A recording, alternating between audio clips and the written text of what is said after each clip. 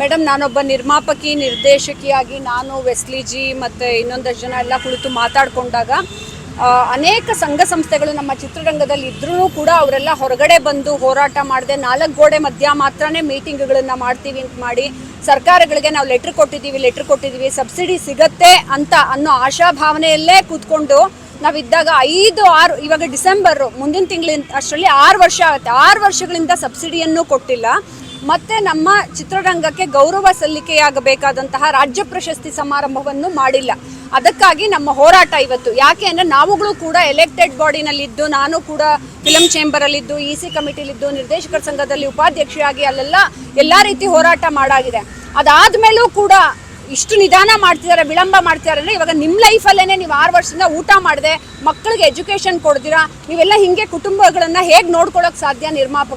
ನಿರ್ಮಾಪಕ ಎಲ್ಲಿಂದನೋ ಸಾಲ ಸೋಲ ಮಾಡ್ಕೊಂಬಂದು ದುಡ್ಡು ತಂದು ಒಂದು ಸಿನಿಮಾನ ಮಾಡಿರ್ತಾರೆ ಅಂದರೆ ಬೆರಳೆಣಿಕೆಯಷ್ಟು ನಿರ್ಮಾಪಕರು ಮಾತ್ರ ಶ್ರೀಮಂತರಾಗಿರ್ತಾರೆ. ಆದರೆ ಸಮಾಜಕ್ಕೆ ಒಳ್ಳೇದಾಗಲಿ ಅಂತ ಒಂದು ಒಳ್ಳೆ ಗುಣಮಟ್ಟದ ಚಿತ್ರವನ್ನು ಕಮ್ಮಿ ಬಜೆಟಲ್ಲಿ ಮಾಡಿರೋವಂಥ ಸಾಮಾಜಿಕ ಕಳಕಳಿ ಚಿತ್ರಗಳನ್ನ ಮಾಡಿರೋಂಥ ನಿರ್ಮಾಪಕರು ಇರ್ತಾರೆ. ಆಮೇಲೆ ಅವರೆಲ್ಲೋ ಸಾಲ ತಂದಾಗ 6 ವರ್ಷ ನೀವು ಸಬ್ಸಿಡಿ ಕೊಟ್ಟಿಲ್ಲ ಅಂತಂದಾಗ ಅವ್ರ ಸಾಲ ಹೆಂಗೆ ತೀರಿಸ್ತಾರೆ? ಬಡ್ಡಿಗೆ ಎಷ್ಟು ಬಡ್ಡಿ ಬೆಳ್ಕೊಳ್ಳುತ್ತೆ. ಆಮೇಲೆ ಒಬ್ಬ ನಿರ್ಮಾಪಕನಿಗೆ ಕಾನ್ಫಿಡೆನ್ಸ್ ಎಲ್ಲಿ ಹೆಚ್ಚಾಗುತ್ತೆ? ಈಗ ಸಬ್ಸಿಡಿ ದುಡ್ಡು ಸಿಗೋದ್ರಿಂದ ಅವನು ಮತ್ತೆ ಚಿತ್ರಗಳನ್ನು ಮಾಡ್ತಾ ಹೋಗ್ಬೋದು. ಚಿತ್ರರಂಗದಲ್ಲಿ ಎಲ್ಲವೂ ಟ್ರಯಲ್ ಆ್ಯಂಡ್ ಎರರ್ ಆದಾಗ ಅವ್ರಿಗೆ ದುಡ್ಡು ಅನ್ನೋದೇ ಒಂದು ದೊಡ್ಡ ಸ್ಟ್ರೆಸ್ ಆಗಿಬಿಟ್ಟು ಅನೇಕ ನಿರ್ಮಾಪಕರು ಆತ್ಮಹತ್ಯೆ ಮಾಡ್ಕೊಂಡಿರೋದು ನಾವೆಲ್ಲರೂ ಕಂಡಿದ್ದೀವಿ. ನಿರ್ಮಾಪಕ ಫೈನಲಿ ದುಡ್ಡುಗೋಸ್ಕರನೇ ದುಡ್ಡಿಲ್ಲ ಅಂತಾನೆ ಸಾಯೋದೇ ಹೊರತು ಇನ್ನೇನಕ್ಕೂ ಅಲ್ಲ. ಅದೇ ರೀತಿ ನೀವೆಲ್ಲೂ ಕೇಳಿರಲ್ಲ, ಒಬ್ರು ಮೇಕಪ್ ಮ್ಯಾನು ಚಿತ್ರ ಮಾಡೋಕ್ಕೋಗಿ ಆತ್ಮಹತ್ಯೆ ಮಾಡ್ಕೊಂಡ್ರು, ಕಾಸ್ಟ್ಯೂಮರ್ ಆತ್ಮಹತ್ಯೆ ಅತ್ರ ಇರಲ್ಲ ಎಲ್ಲೂ. ಒಬ್ಬ DOP ಆತ್ಮಹತ್ಯೆ ನಿರ್ಮಾಪಕ ಪಾಪ ಇಷ್ಟೆಲ್ಲ ಸಾಲ ಸೋಲ ಮಾಡ್ಕೊಂಬಂದಾಗ ಖಂಡಿತ ಅವನನ್ನು ಕೈ ಹಿಡಿದು ಕಾಪಾಡಬೇಕು. ಅಥವಾ ಆರೋಗ್ಯ ಹಾಳಾಗಿದ್ದಾಗ ಸಣ್ಣ ದುಡ್ಡೇ ಆಗಿರಲಿ subsidy 10 lakh, that is very important. ಆದರೆ ನಮ್ಮ ಸರ್ಕಾರ ಇದೇ ರೀತಿ ವಿಳಂಬ ಮಾಡ್ಕೊಂಡು ಬಂದಿದೆ. ಅದಕ್ಕಾಗಿ ನಮ್ಮ ಹೋರಾಟ ನಡೀತಾ ಇದೆ. ಇಲ್ಲಿ ಎಷ್ಟು ವರ್ಷಗಳಿಂದ ಕೊಡ್ತೀರಾ ಸಬ್ಸಿಡಿ? 5 ವರ್ಷಗಳಿಂದ 2019 ಇವಾಗ ನೋಡಿ ಮುಗಿಸಿದ್ರು. ಅದಾದ್ಮೇಲೆ 2020 ಇದು ಇನ್ನೂ ಶುರು ಮಾಡ್ತಿದ್ದೀವಿ ಈಗ ಅಂತ ಹೇಳ್ತಾರೆ. ಅವರು ಶುರು ಮಾಡಿ 1920 ಇದೇನೆ ಅವರು ಫೆಸ್ಟಿವಲ್ ಮಾಡಿ ಸಬ್ಸಿಡಿ ಕೊಡೋದಕ್ಕೆ ಇನ್ನೊಂದು 2 ವರ್ಷ ತಗೋತಾರೆ.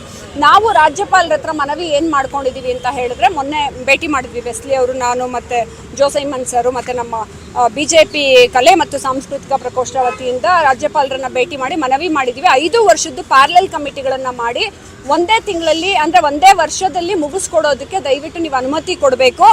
ಅದಾದಮೇಲೆ ನಮಗೆ ಎವ್ರಿ ಇಯರು ಬೇರೆ ರಾಜ್ಯಗಳಲ್ಲಿ ಹೇಗೆ ಕೊಡ್ತಾ ಇದ್ದಾರೋ ಆ ರೀತಿ ಕೊಡಬೇಕು ನೀವು ಅಂತ ಅನ್ನೋದನ್ನ ರಿಕ್ವೆಸ್ಟ್ ಮಾಡ್ಕೊಂಡು. ಇವಾಗ ನೀವು ಬೇರೆ ರಾಜ್ಯಗಳನ್ನ ನೋಡಿದ್ರೆ ಮಹಾರಾಷ್ಟ್ರದಲ್ಲಿ ಮಿನಿಸ್ಟರ್ ಅನೌನ್ಸ್ ಮಾಡಿದ್ದಾರೆ 3 ಮಂತ್ಸಲ್ಲಿ ಸಬ್ಸಿಡಿ ಕೊಡಬೇಕು ಅಂತ. ಆಮೇಲೆ ಬೇರೆ ರಾಜ್ಯಗಳಲ್ಲಿ ನಮ್ಮ ರಾಜ್ಯಕ್ಕಿಂತ ಅತಿ ಹೆಚ್ಚು ದುಡ್ಡು ಕೊಡ್ತಾ ಇದ್ದಾರೆ. ನಮ್ಮ ರಾಜ್ಯದಲ್ಲಿ 10 ಲಕ್ಷ ಕೊಡ್ತಿದ್ದಾರೆ, ಕೊಡಲಿ, ಅದನ್ನೇ ಆನ್ ಟೈಮ್ ಕೊಡಬೇಕಲ್ವಾ. ಈಗ UPನಲ್ಲಿ 50 ಲಕ್ಷ ಲೋಕಲ್ ವ್ಯಕ್ತಿ ಹೋಗಿ ಫಿಲಮ್ ಮಾಡಿದ್ರೆ 50 ಲಕ್ಷ, ಬೇರೆ ರಾಜ್ಯದಿಂದ ಒಂದು ಸಿನಿಮಾ ಮಾಡಿದ್ರೆ 2 ಕೋಟಿ ತನಕ ಧನ ಸಹಾಯ ಮಾಡ್ತಾರೆ. ಸೊ ಈ ರೀತಿ ಸಹಾಯಧನ ಕೊಡ್ತೀವಿ ಅಂತ ಆಶಾಭಾವನೆ ಹುಟ್ಟಿಸ್ಬಿಟ್ಟು ನೀವು 5 ವರ್ಷ ವಿಳಂಬ. ಇವಾಗಲೇ ಅಲ್ಲ ಮೇಡಮ್, ಇದು 10-20 ವರ್ಷಗಳಿಂದ ನಾನು ಹಿಂಗೇ ನಡ್ಕೊಂಡು ಬರ್ತಾ ಇದೆ. 2013ನಲ್ಲಿ ಕೊಡಬೇಕಾಗಿದ್ದನ್ನ 17ಗೆ ಕೊಟ್ಟರು. ಆಮೇಲೆ ಇನ್ನೊಂದು ನೀತಿಯನ್ನು ಇಟ್ಕೊಂಡಿದ್ದಾರೆ ನಮ್ಮ ಸರ್ಕಾರ ಮತ್ತು ಇನ್ಫಾರ್ಮೇಷನ್ ಡಿಪಾರ್ಟ್ಮೆಂಟು, ಯಾರು ಬೇಕಾದ್ರೂ ಹೋಗಿ ಕೇಸ್ ಹಾಕ್ಬೋದು. ಕೇಸ್ ಹಾಕೋದ್ರಿಂದ ಈ ರೀತಿ ವಿಳಂಬ ಮಾಡ್ಕೊಂಬನ್ನಿ ಅಂತ ಹೇಳ್ಬಿಟ್ಟು ಈ ಕೇಸ್ ಹಾಕೋ ರೀತಿನ ನ್ಯಾಷನಲ್ ಅವಾರ್ಡ್ಗಿಲ್ಲ, ಅದೇ ರೀತಿ ಗೋವಾ ಫಿಲ್ಮ್ ಫೆಸ್ಟಿವಲ್ಗಿಲ್ಲ. ಅದೆಲ್ಲ ಯಾಕೆ? ನಮ್ಮ ಕರ್ನಾಟಕದಲ್ಲಿ ನಡೆಯುವಂತಹ ಅಕಾಡೆಮಿ ಅಂತಾರಾಷ್ಟ್ರೀಯ ಚಲನಚಿತ್ರೋತ್ಸವ ಪ್ರತಿ ವರ್ಷ ಆಯಾ ಸಮಯಕ್ಕೆ ಕರೆಕ್ಟಾಗಿ ನಡೆಯುತ್ತೆ. ಹೇಗೆ ನಡೆಯುತ್ತೆ? ಅದಕ್ಕೂ ಕಮಿಟಿ ಮಾಡಬೇಕು, ಅದಕ್ಕೂ ಫಿಲಮ್ ನೋಡಬೇಕು. ಬೇರೆ ರಾಜ್ಯಗಳಿಂದ ತರುವಂತಹ ಚಿತ್ರಗಳು, ಅಂತಾರಾಷ್ಟ್ರೀಯಗಳಿಂದ ತರುವಂತಹ ಚಿತ್ರಗಳಿಗೆ ನೀವು ಸನ್ಮಾನ ಮಾಡ್ತೀರಾ. ಯಾಕೆ? ನಮ್ಮ ಕನ್ನಡಿಗರು, ಕನ್ನಡ ಜನರಿಗೆ, ಕನ್ನಡ ಚಿತ್ರರಂಗದವ್ರಿಗೆ ಫಸ್ಟ್ ಸನ್ಮಾನ ಮಾಡಬೇಕಲ್ವ ಇವರು? ನಮ್ದನ್ನ 6 ವರ್ಷ ಪೆಂಡಿಂಗ್ ಇಟ್ಕೊಂಡ್ಬಿಟ್ಟು ಪ್ರತಿ ವರ್ಷ ಅಕಾಡೆಮಿ ಅವಾರ್ಡ್ ಮಾಡ್ತಾರೆ.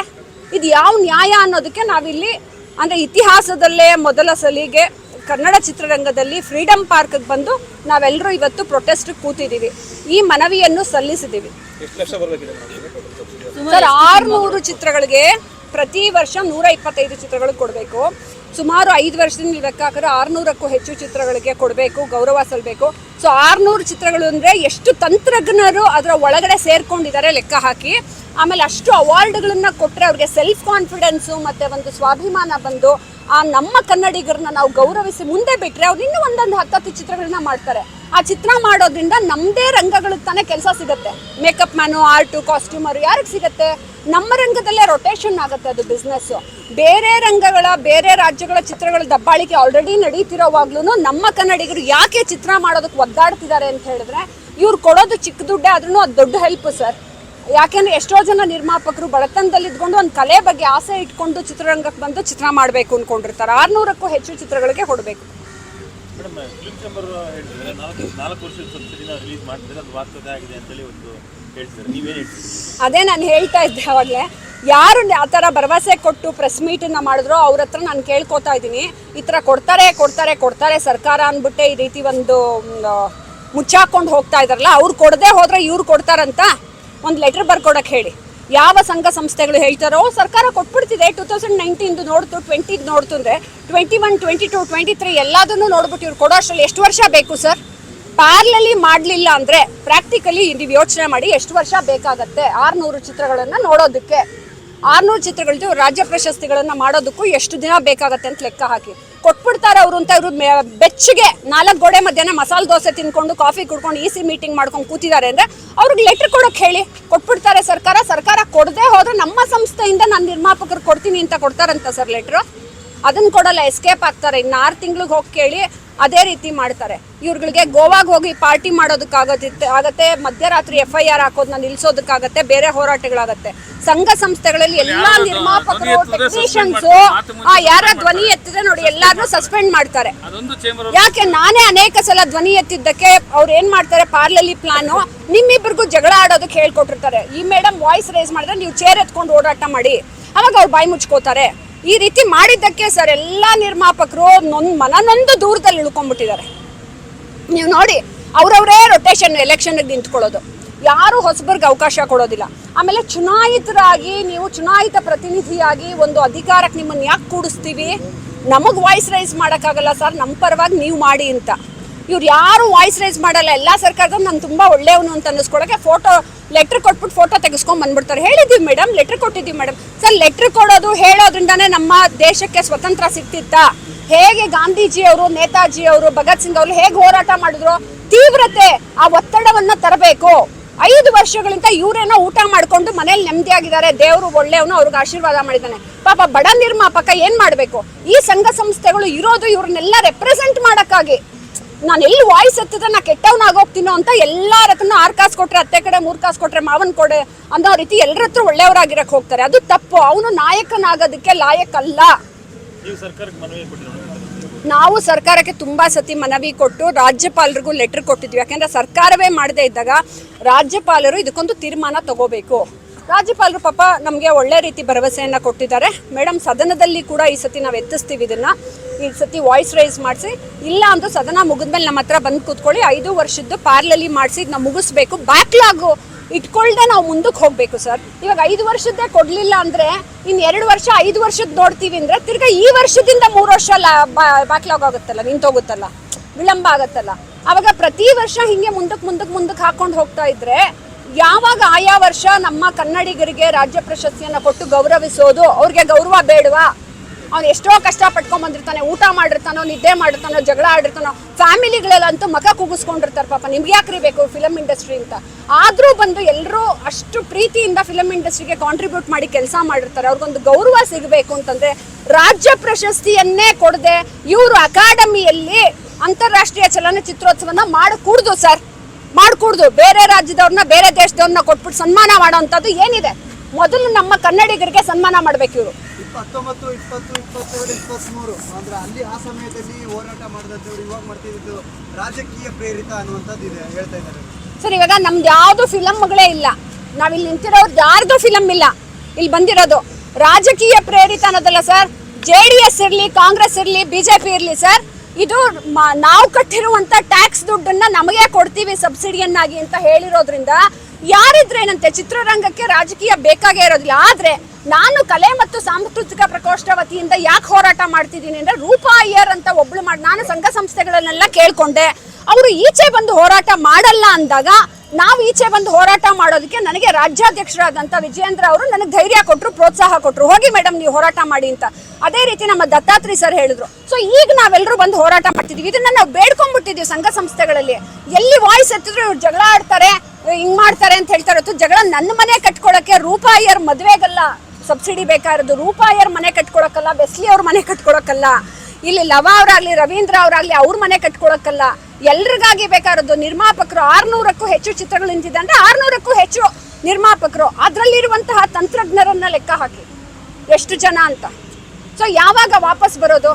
ಇದರಲ್ಲಿ ನಮ್ದೇ ಸಬ್ಸಿಡಿ, ನಮ್ದೇ ಟ್ಯಾಕ್ಸ್ ದುಡ್ಡು ಕಟ್ಟಿರೋದನ್ನ ಇವ್ರು ಕೊಡ್ತಿರೋದು ಸರ್. ಅದು ಭಿಕ್ಷೆ ಅಲ್ಲ, ಸಬ್ಸಿಡಿ ಭಿಕ್ಷೆ ಎಲ್ಲ, ಅದು ನಮ್ಮ ಹಕ್ಕು.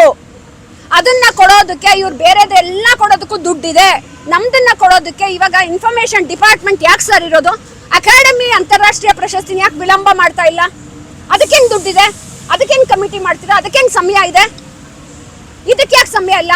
ಮೊದಲು ನಮ್ಮ ರಾಜ್ಯದ ಕನ್ನಡಿಗರನ್ನ ನೀವು ಗೌರವಿಸ್ಬಿಟ್ಟು ಅವ್ರಿಗೆ ಪ್ರಶಸ್ತಿ ಕೊಡಿ, ಅವ್ರನ್ನ ಮೋಟಿವೇಟ್ ಮಾಡ್ದಂಗಾಗತ್ತೆ. ಅವಾಗ ಇನ್ನೂ 4 ಒಳ್ಳೆ ಚಿತ್ರಗಳನ್ನ ಮಾಡ್ತಾನೆ. ಬೇರೆ ಭಾಷೆಯ ಚಿತ್ರಗಳು ಬಂದು ಬಂದು ಬಂದು ತಲೆ ಮೇಲೆ ಒಂದು ಕಡೆ ನಮಗೆ ಪ್ರೆಷರ್ ಹಾಕಿ ಹಿಂಸೆ ಕೊಡ್ತಾ ಇದ್ರೆ ನಮ್ಮ ರಾಜ್ಯದಲ್ಲಿರುವಂತಹ ಪಾಪ ಕನ್ನಡಿಗರು ಖಿನ್ನತೆಗೆ ಒಳಗಾಗಿ ಡಿಪ್ರೆಷನ್ಗೆ ಹೋಗಿ ಫ್ಯಾಮಿಲಿ ನೋಡ್ಕೊಳ್ಳ, ನನ್ನ ಮಗಳನ್ನ ಓದಿಸ್ಲಾ, ನಾ ಫಿಲಮ್ ಮಾಡ್ಲಾ, ನಂಗೊಂಚೂರು ಸಬ್ಸಿಡಿ ದುಡ್ಡು ಬಂದ್ಬಿಡುತ್ತೆ ಸರ್, ಸಾಲ ತೀರಿಸ್ತೀನಿ ಅಂತ ಪಾಪ ಎಷ್ಟು ಜನ, ನೀವು ನಂಬಲ್ಲ, ಮಂಗಳೂರಲ್ಲಿ ಒಬ್ರು ಬ್ಯಾಂಕ್ ಮ್ಯಾನೇಜರ್ ಮರಕ್ಕೆ ಆತ್ಮಹತ್ಯೆ ಮಾಡ್ಕೊಂಡಿದ್ದಾರೆ.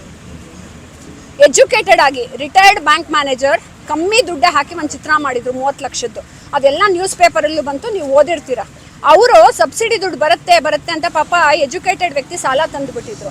ಆವಾಗ ವಾಪಸ್ ತೀರಿಸಲಿಲ್ಲ ಅಂತಂದಾಗ ಎಜುಕೇಟೆಡ್ ವ್ಯಕ್ತಿಗಳು ಅವಮಾನಗಳನ್ನ ತಡ್ಕೊಂಡು ಎಸ್ಕೇಪ್ ಆಗಿ ಫೋನ್ ಆಫ್ ಮಾಡಿ ಹಿಂಗೆಲ್ಲ ಹೋಗೋಕ್ಕಾಗಲ್ಲ. ಅವಾಗ ಏನಾಗುತ್ತೆ, 10 ಲಕ್ಷ ಬರೋದೇ ಬಂದಿದ್ರು ಒಂದು ಚೂರು ಕೊಟ್ಟು ಒಂದು ಸಮಾಧಾನ ಪಡಿಸಬಹುದಿತ್ತು. ಆಯಪ್ಪ ಮರಕ್ಕೆ ಆತ್ಮಹತ್ಯೆ ಮಾಡ್ಕೊಂಡ್ರು, ನನಗೆ ಸಬ್ಸಿಡಿ ಸಿಕ್ಕಲಿಲ್ಲ ಅಂತ. ಯಾರು ಹೊಣೆ? ಅವ್ರ ಮಕ್ಕಳನ್ನೆಲ್ಲ ಯಾರು ಹೋಗಿ ಸಾಕ್ತಾರೆ? ಅವರ ಕುಟುಂಬಕ್ಕೆ ಯಾರು? ನೀನು ಯಾಕೆ ಫಿಲಮ್ ಇಂಡಸ್ಟ್ರಿಗೆ ಹೋದೆ ಅಂತಾನೆ ಜನ ಬೈಯೋದು ಇದೇ ಕಾರಣಕ್ಕೆ. ಯಾಕೆ? ಮತ್ತೆ ಕಲೆ ಮತ್ತು ಸಂಸ್ಕೃತಿಯನ್ನು ನಾವು ಯಾರು ಉದ್ಧಾರ ಮಾಡಲೇಬಾರ್ದಾಗಾದ್ರೆ? ನಾವು ಬಂದಿರೋರ್ನ ಗೌರವಿಸ್ಬೇಕು ಅಂತ ಹೇಳಿದ್ರೆ ಅದು ಸರ್ಕಾರ ಮಾಡ್ಬೇಕು ಸರ್. ಸರ್ಕಾರ ಏನು ಅವ್ರ ಮನೆ ದುಡ್ಡು ತಗೊಂಬಂದು ಕೊಡ್ತಾ ಇಲ್ಲ. ಇದು ನಮ್ಮದೇ ಟ್ಯಾಕ್ಸ್ ದುಡ್ಡು ನಾವು ಪ್ರಜೆಗಳು ಕೊಟ್ಟಿರೋದನ್ನ ಎಲ್ಲಾ ರಂಗಗಳಿಗೂ ಅವರು ವಿಭಾಗಿಸಿಟ್ಟಿದ್ದಾರೆ.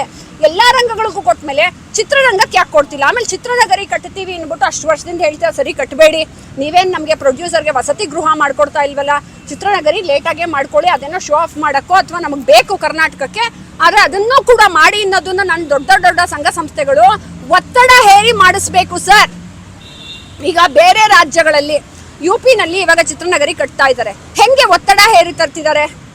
ಯಾಕೆ ನಮ್ಮ ರಾಜ್ಯದಲ್ಲಿ ಏನೇ ಒಂದು ಕೆಲಸನ ತಗೊಂಡ್ರು 10 ವರ್ಷ 15 ವರ್ಷ? ಯಾಕೆ ಅಂದರೆ ನಮ್ಮ ಸಂಸ್ಥೆಗಳು ಅವ್ರಿಗೆ ಅಧಿಕಾರ ಕೊಟ್ಟಿರೋದೇ ಹೋಗ್ಬಿಟ್ಟು ಕಿತ್ಕೊಂಬನ್ನಿ ಗೌರ್ಮೆಂಟಿಂದ ಅಂತ.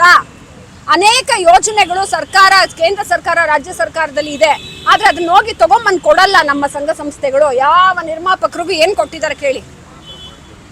ನಾವು 2 ವರ್ಷದಿಂದ ಆಯುಷ್ಮಾನ್ ಆರೋಗ್ಯ ಕಾರ್ಡನ್ನ ನಾವೆಲ್ಲ ಸೇರ್ಕೊಂಡು ಒಂದಷ್ಟು ಜನ ನಾನು ತೊಗೊಂಬಂದು ಕೊಟ್ಟೆ, ಎಲ್ಲ ಚಿತ್ರರಂಗದವ್ರಿಗೆ ಒಳ್ಳೇದಾಗಲಿ ಅಂತ. ವ್ಯಾಕ್ಸಿನೇಷನ್ನು ಅಷ್ಟೇ, ನೋಡಲ್ ಆಫೀಸರ್ ಆಗಿ ನಾ ಅಲ್ಲೇ ಕೂತು ಕ್ಯೂನಲ್ಲಿ ಕೂತು ಸರ್ ಕೊಡಲೇಬೇಕು ಚಿತ್ರರಂಗಕ್ಕೆ ಗಲಾಟೆ ಮಾಡಿ ಕಿತ್ಕೊಂಡ್ಬಂದ್ವಿ. ಬೇರೆಯವ್ರು ಏನು ಮಾಡ್ತಾರೆ, AC ರೂಮಲ್ಲೇ ಕೂತ್ಕೊಂಡು ಮೀಟಿಂಗ್ ಮಾಡಬೇಕು, ನಾನು AC ಮೀಟಿಂಗಲ್ಲೇ ಡಿಸ್ಕಸ್ ಮಾಡಬೇಕು, ಹೊರಗಡೆ ಹೋಗಿ ನಾನು ಕೇಳಿದ ತಕ್ಷಣ ನಾನು ಕೆಟ್ಟವನಾಗಿ ಹೋಗ್ತೀನಿ ಅನ್ನೋ ಭಾವನೆ ಇಟ್ಕೊಂಡವರು ಲೀಡರ್ಸ್ ಆಗಲೇಬಾರ್ದು. ನಾಳೆ ಎಲೆಕ್ಷನ್ ಇದೆ, ಅದಕ್ಕೂ ಹೇಳ್ತಾ ಇದ್ದೀನಿ. ಯಾರು ವಾಯ್ಸ್ ರೈಸ್ ಮಾಡಿಬಿಟ್ಟು ಮುಂದೆ ಬಂದು ಜನಕ್ಕೆ ಒಳ್ಳೇದಾಗ್ಲಿ, ಚಿತ್ರರಂಗಕ್ಕೆ ಒಳ್ಳೇದಾಗ್ಲಿ ಅಂತ ಇವ್ರನ್ನ ಕೂರಿಸಿರೋದಿಲ್ಲ.